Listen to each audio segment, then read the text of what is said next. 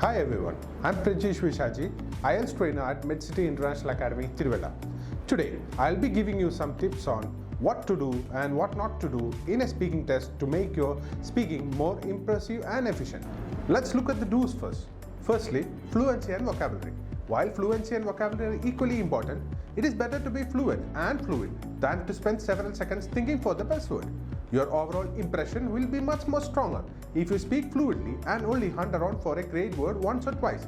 So, fluency is the best way to go. Next, a frequently asked question: how much is enough? There are two basic rules when it comes to how much you should speak during a speaking session. The first is to speak as much as possible. The more and greater variety of language you use, the better. You don't want to talk continuously and repeat yourself just for the sake of talking. Simply speaking, you should always try to talk more than the examiner. So, if the examiner asks you a one-sentence question, try to respond in at least 2 or more sentences. Next, correcting mistakes. Let's face it, mistakes, it happens to the best. Even when you are speaking your native tongue, sometimes the wrong word comes out. You might be talking too quickly or just accidentally say the wrong word. If you are able to quickly and fluently correct yourself, go for it. This will show the examiner that you are conscious and in control of your language. Next, vocabulary. Your opinion is very important in a speaking session. So, learn words and phrases that will allow you to express yourself. For example, you don't want to say "I think" in the exact same way every time. Try and learn expressions like "I feel," "I like," "I prefer," etc. Next, match the grammar. One should always pay attention to the grammar the examiner uses when he or she asks you a question.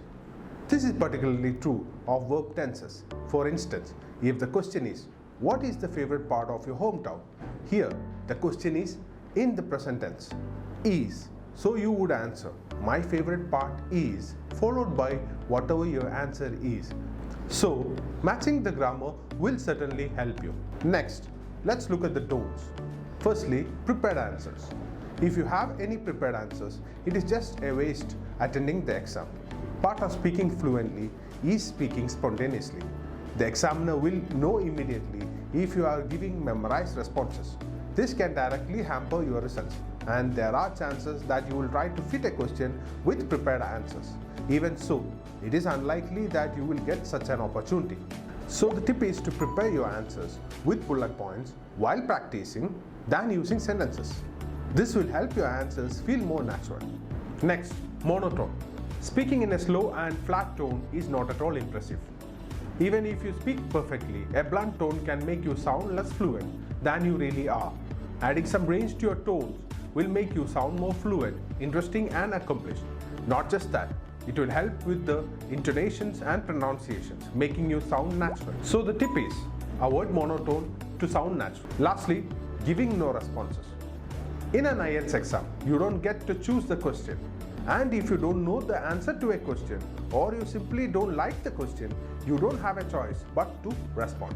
So the tip is, if you really have no idea, be honest with the examiner and tell them you don't really know.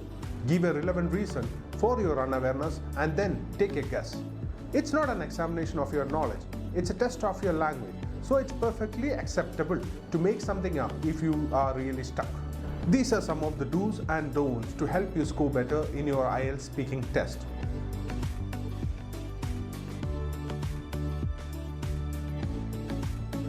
Until next time, goodbye. Medcity International Academy.